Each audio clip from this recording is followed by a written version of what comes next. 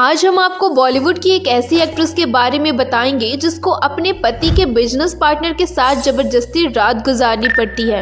आप नहीं जानते होंगे कि बॉलीवुड में 15% शादियां किसी न किसी वजह से की जाती हैं और वो वजह पैसा, करियर और 2 नंबर के धंधे हैं। और हाँ, प्यार मोहब्बत जैसी चीज इनके बीच बिल्कुल भी नहीं होती है।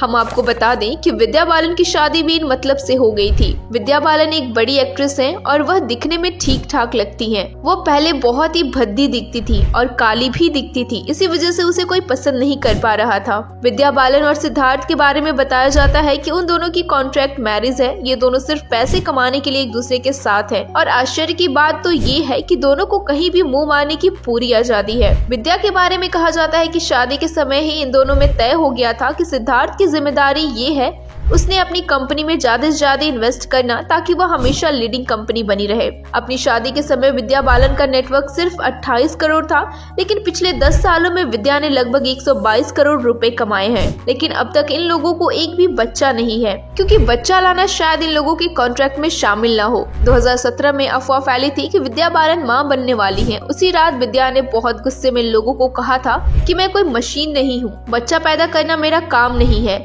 और आगे ये भी कहा कि बच्चा पैदा करने जैसी चीजों में मैं ना तो भरोसा करती हूँ और ना ही इसमें उसमें पढ़ना है। विद्या बालन ने हिंदी फिल्मों में आने के लिए बहुत ट्राई किया था, लेकिन किसी तरह से बात नहीं बन पाई। इस दौरान उनका साउथ इंडियन फिल्मों में और खास करके तमिल फिल्मों के अंदर रोल ऑफर आने लगे थे। उन्होंने तमिल फिल्मों से ही फिल्म इंडस्ट्री में एंटर होना ठीक समझा और उन्होंने तमिल फिल्मों के अंदर एक्टिंग का काम शुरू कर दिया। विद्या जो फिल्मों को साइन कर देती थी, वो फिल्म का शूटिंग चालू ही नहीं होता और जो शूटिंग चालू भी हो जाए तो उसमें बहुत सी बात आ जाती थी और शायद फिल्म कंप्लीट हो भी जाए तो वह फिल्म थिएटर तक नहीं पहुंच पाती थी। इसलिए लोगों के अंदर ये श्रद्धा फैल गई कि विद्या बालन एक मनहूस एक्ट्रेस है। उसके बाद विद्या बालन अपनी एक्टिंग स्किल को सुधारने के लिए बहुत ही मेहनत की और इस मेहनत के फलस्वरूप विद्या बालन का ऐसी फिल्में मिलती गयी जिसकी वजह से उनको एक्टिंग के लिए ही स्पेशली जाना जाने लगा। उन्होंने जो भी कैरेक्टर्स प्ले किया वो सभी अलग अलग टाइप के थे, जिसकी वजह से वो हमेशा ही लाइमलाइट में रहने लगी। एक जमाना था जब फिल्म इंडस्ट्री की सारी हीरोइन जीरो फिगर की ओर चल पड़ी थी और जीरो फिगर का ट्रेंड चला था। उस समय विद्या बालन ने